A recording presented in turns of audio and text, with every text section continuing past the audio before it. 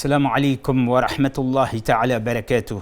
Chers frères et sœurs, une fois de plus, nous allons venir à une autre dua, une autre invocation qui se fait après l'appel à la prière.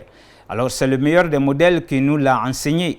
Le prophète sallallahu alayhi wa sallam, il va nous dire, lorsque on entend le muezzin, on doit essayer de répéter ce qu'il est en train de dire. Et lorsque il va arriver au niveau de Hayya ala salah, vous dites la hawla wa la quwwata illa billah. Hayya ala al-falah, vous dites la hawla wa la quwwata illa billah. Et lorsque il va achever en disant la ilaha illallah, qui est la dernière phrase, alors vous aussi vous dites wa ana ashhadu an la ilaha illallah wa anna muhammadan abduhu wa rasuluh. Et donc il va dire celui qui pourra aussi faire cette bénédiction. Allahumma rabba hazihi da'wati tamma والصلاة القائمة آتي محمد الوسيلة والفضيلة وبعثه مقاما محمودا الذي وعدته. Et dans une autre version, إنك لا تخلف الميعاد. Alors si vous pouvez faire cette bénédiction, le prophète dit, le jour de la résurrection, il va intercéder pour vous si vous avez des problèmes. Subhanallah. Pour vous dire que cette bénédiction est comme une garantie que le prophète nous donne. Alors, ça sera une garantie pour qui? Celui qui va prêter attention lorsqu'on est en train de faire l'appel à la prière. Parce que combien de gens qui vont se mettre à rire, à discuter de rien et de tout à la fois au moment où le muezzin est en train de faire l'appel à la prière. Donc, l'appel à la prière est un moment favorable pour être exaucé par Allah subhanahu wa ta'ala. Pour vous dire combien de fois le prophète lui-même, il était à l'aise lorsqu'il entendait l'appel à la prière. Et il faisait ce qu'il nous a enseigné. Il ne nous a pas caché cela. Donc tu dois répéter derrière le muezzin ce qu'il est en train de dire. Et ajouter cette dua, spécialement cette dua, Allahumma rabba hazihi da'wati tamma. Oh Seigneur, toi qui es le maître de cet appel complet. Parce que l'appel à la prière, c'est la parole complète. Wa salatul qa'ima. Et cette prière que nous allons instaurer maintenant, que nous allons accomplir maintenant. Ati Muhammadin al-Wasila.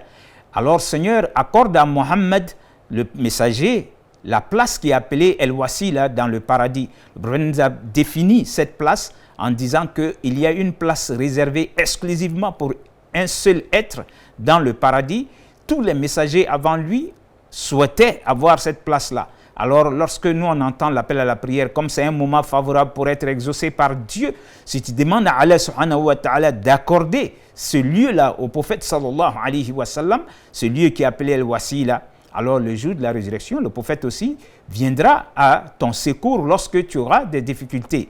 Donc, c'est pourquoi, dans cette dua, on dit « Ati Muhammadin al-Wasila wal-Fadila » Alors, Seigneur, accorde lui aussi la grandeur que tu lui as promis. La grandeur que Dieu a promis au prophète, c'est que le jour de la résurrection, personne ne pourra parler devant Dieu sans sa permission. Alors, tout le monde aura peur de parler et c'est le prophète qui pourra intercéder pour toute l'humanité, pour que Dieu puisse commencer son jugement. Donc, Ati Muhammadin al-Wasilata wal-Fadila wa ba'athuhu maqaman mahmoudan allazi wa'adta. Seigneur, ressuscite-le à l'endroit noble que tu lui as promis, qui est qu'il sera le chef des fils d'Adam, puisque tout le monde a commencé par Adam et tous les messagers vont décliner le fait qu'ils doivent parler pour intercéder afin que Dieu commence le jugement. Personne ne pourra. Alors c'est là le prophète va dire Ana laha, c'est moi aujourd'hui qui pourra faire cela. Et donc il va demander à Dieu d'avoir pitié de nous enlever du soleil et de commencer le jugement. Alors, chers frères et sœurs, alors quand on fait cette bénédiction, le prophète nous dit le jour de la résurrection, si vous avez des problèmes, alors il viendra intercéder pour vous.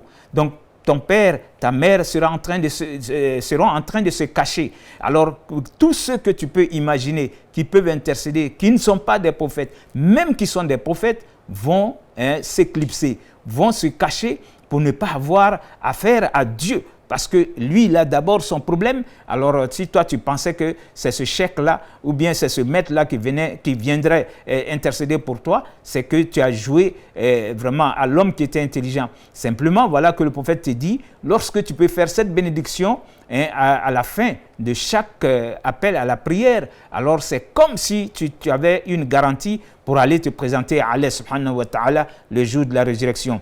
Donc Allah subhanahu wa ta'ala nous facilite cette bénédiction parce qu'il faut la mémoriser. Alors il faut prendre le temps de mémoriser, ce qui fera que le prophète pourra venir intercéder pour nous. Et donc, si vous la mémorisez, bien sûr, ça veut dire que vous allez vous acquitter aussi de votre prière.